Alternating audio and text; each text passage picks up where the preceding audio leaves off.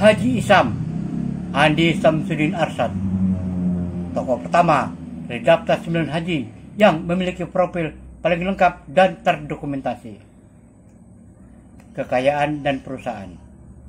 Kekayaannya diperkirakan 10 triliun berdasarkan zakat mal 250 miliar rupiah atau 2,5% dari kekayaan. Memiliki sekitar 60 perusahaan di bawah naungan John Lynn Group yang bergerak di bidang 1. Pertambangan batu bara, 2. Agrosawit dan biodiesel, 3. Jasa pelabuhan dan bongkar muat, 4. Transportasi laut dan udara, 5. Infrastruktur dan manufaktur. Dampak sosial dan filantropi. 1. Proyek lumbung pangan nasional, mengimpor 2000 ekspalator nilai sekitar 4 triliun dari Sani, Tiongkok untuk cetak 1 juta hektar sawah di Merauke atas mandat pemerintah. Tujuan menciptakan lapangan kerja dan ketahanan pangan di Papua. 2. Filantropi dan pembangunan infrastruktur. Pemberangkatan umroh 870 warga plus 250 guru pada tahun 2022. Penyaluran zakat infak sekitar 250 miliar pada tahun 2022. Membangun masjid megah Al-Falah di Tanah Bumbu, berdiri lahan 1,6 hektar. Pendanaan fasilitas umum, bantuan 1,5 miliar rupiah untuk ruang kelas di SMPN 1 Mentawe. Menyediakan 1.400 paket BPJS ketenagakerjaan untuk pekerja informal. Mendirikan Rumah Sakit Marina Permata berkapasitas 400 tempat tidur.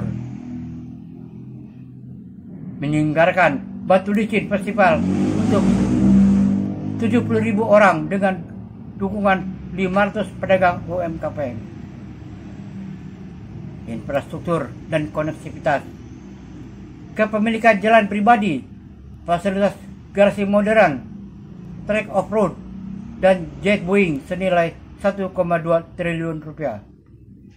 Dengan kedekatan dengan lingkar pemerintahan, termasuk sepupu menteri, kontak kuat di pemerintahan daerah serta pusat. Dan menguasainya sepenuhnya. Haji Isam, atau nama aslinya Andi Syamsuddin Arsyad, lahir pada tahun 1977.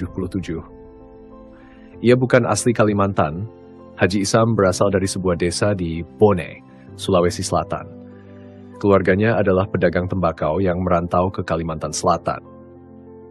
Merantau ke Kalimantan bukanlah pilihan mudah.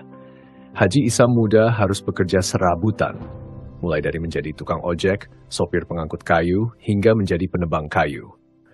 Tapi ada satu hal yang membedakannya dari pekerja lainnya, ambisi dan mental baja. Di awal tahun 2000-an, perjalanannya berubah ketika ia bertemu Johan Maulana, seorang pengusaha batubara keturunan Tionghoa Surabaya. Johan bukan hanya sekadar atasan bagi Haji Isam, tapi juga mentor yang membuka matanya tentang dunia bisnis pertambangan. Awalnya Haji Isam hanya seorang operator alat berat, tapi ia tidak hanya bekerja. Ia mengamati, belajar, dan menyerap setiap detail bisnis pertambangan. Mulai dari bagaimana tambang dikelola, bagaimana jaringan bisnis dibangun, hingga bagaimana permainan besar dimainkan. Ketika mendapatkan kesempatan, dia selalu memberikan kemampuan terbaiknya sampai titik darah penghabisan. Tidak ada setengah-setengah dalam usahanya. Dan inilah yang membuatnya diperhitungkan dalam industri yang keras ini. 2 tahun bekerja bersama Johan mengubah cara pandangnya. Dan ketika kesempatan datang, Haji Isam tak ragu untuk bertaruh. Lalu pada tahun 2003, ia mencoba merintis bisnisnya sendiri. Saat itu, Johan Maulana meminjamkan modal untuk menyewa alat berat tambang kepada Haji Isam. Haji Isam pun berhasil menjadi kontraktor pelaksana untuk PT Arutmin Indonesia, yang merupakan bagian dari PT Bumi Resources Tbk, milik keluarga Bakri. Setelah berhasil dikenal luas, CV John Lynn Baratama berhasil berkembang menjadi PT John Lynn Baratama. Perusahaan milik Haji Isam ini terus mengalami perkembangan pesat hingga berhasil menambang sebanyak 400.000 ton batu bara per bulannya. Sejumlah sumber menyebutkan bahwa omsetnya bahkan mencapai 40 miliar rupiah per bulan. Bisnis milik Haji Isam pun terus berkembang, dan bisnisnya meluas ke berbagai sektor lain. Tidak hanya tambang, Haji Isam membangun bisnis di sektor pelabuhan, transportasi, perkebunan sawit, jasa keamanan, hingga peternakan dan infrastruktur. Ia mendirikan Jonlin Marine yang memiliki 16 kapal tongkang pengangkut batu bara. Ia juga mendirikan Jonlin Air Transport dengan 2 pesawat Fokker dan 2 helikopter. Di sektor agrobisnis, ia membangun Jonlin Agro Mandiri yang mengelola perkebunan kelapa sawit dan memiliki pabrik biodiesel senilai 2 triliun rupiah. Tak tanggung-tanggung, perusahaannya mengantongi izin hak guna usaha perkebunan sawit 30.000 hektar dan izin usaha pemanfaatan kayu pada hutan tanaman seluas 17.000 hektar. Puncaknya, pada tahun 2022, salah satu perusahaannya, Jonlin Agro Raya, berhasil meluncurkan perusahaan ke publik. Perusahaan dengan kode JAR ini juga direspon sangat baik oleh pasar dengan harga saham naik signifikan, membuat nilai kapitalisasi pasarnya meningkat dari 592 miliar rupiah menjadi 2,99 triliun rupiah dalam beberapa hari setelah penawaran umum perdana saham di pasar modal. Anaknya sendiri, bernama Joni Saputra, tercatat sebagai komisaris termuda yang menjabat di suatu perusahaan di Indonesia dengan usia 21 tahun.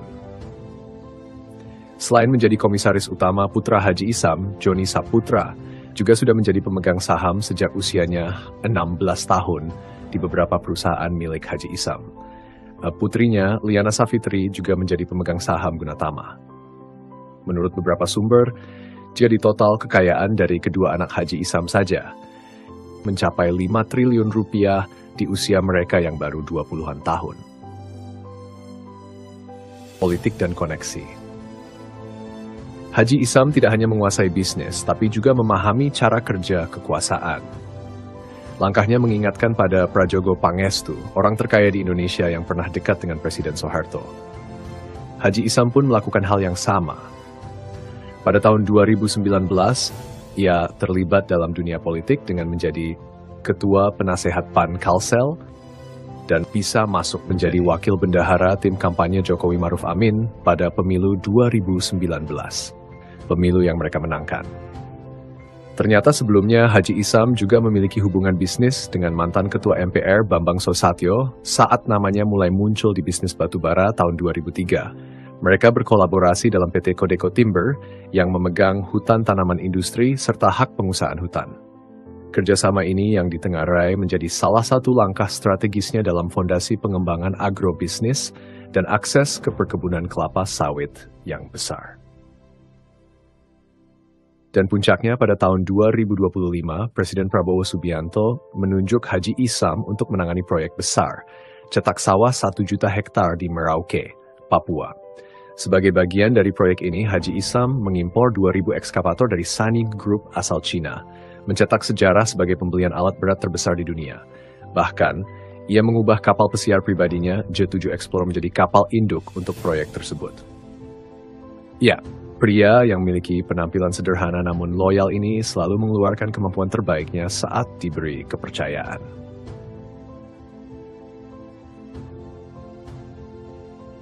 Kesuksesan besar selalu datang dengan kritik. Haji Isam bukan pengecualian. Sebagian warga Kalimantan Selatan menyoroti cara ia mengembangkan bisnisnya, terutama dalam ekspansi tambang dan perkebunan. Beberapa proyeknya juga mendapat kritik dari aktivis lingkungan dan masyarakat adat. Namun, di balik kritik itu, ada satu fakta yang tak terbantahkan. Bagi sebagian masyarakat Kalimantan Selatan, khususnya Batu Licin, Haji Isam dikenal sebagai sosok dermawan. Menjelang akhir tahun 2022 saja, ia telah memberangkatkan umrah secara gratis bagi 870 warga Tanah Bumbu. Melalui Haji Isam Foundation, ia juga menyalurkan zakat dan sumbangan ratusan miliar rupiah yang mencakup berbagai bidang, mulai dari pendidikan, kesehatan, hingga bantuan untuk masjid, pesantren, dan rumah tahfidz. Besaran zakat yang ia keluarkan mencapai 250 miliar rupiah. menjadi acuan dalam memperkirakan kekayaannya yang ditaksir lebih dari 10 triliun rupiah. Nama besar Haji Isam dan perusahaannya juga tidak bisa dipungkiri dengan lebih dari 60.000 karyawan yang diapresiasi langsung dari pemerintah pusat. Bahkan pada tahun 2021, Presiden Jokowi menyempatkan diri terbang langsung ke Tanah Bumbu, Kalimantan Selatan untuk meresmikan pabrik biodiesel PT John Lynn Raya milik Haji Isam. Tak hanya itu, Haji Isam juga terus dibanjiri berbagai apresiasi dan pujian atas langkah besarnya, seperti keberaniannya membangun pabrik gula berskala besar di daerah terpencil yang menyerap hingga 15.000 tenaga kerja lokal. Selain langkah yang membuatnya tersohor di daratan Kalimantan, ia juga menarik banyak perhatian Indonesia. Sempat viral saat sang haji membeli pesawat seharga 1,5 triliun dengan penampilan sederhana, memakai kaos. Punya lintasan off-road sendiri serta koleksi kendaraan pribadi di garasinya membuatnya berhasil menjadi sosok konglomerat yang dipuji oleh para artis dan para pengusaha besar lainnya. Media Tempo menjulukinya sebagai the coal capitalist. Sukses menjadi sosok oligarki Kalimantan yang tak hanya menguasai bisnis, tapi juga kekuasaan. Dari seorang tukang ojek, buruh muat, hingga sopir angkutan kayu. Sekarang ia bisa menjemput tamu-tamunya dengan pesawat pribadi. Apa yang bisa kita pelajari dari Haji Isam? Menjadi konglomerat di usia yang masih tergolong muda, 48 tahun, bukanlah kebetulan.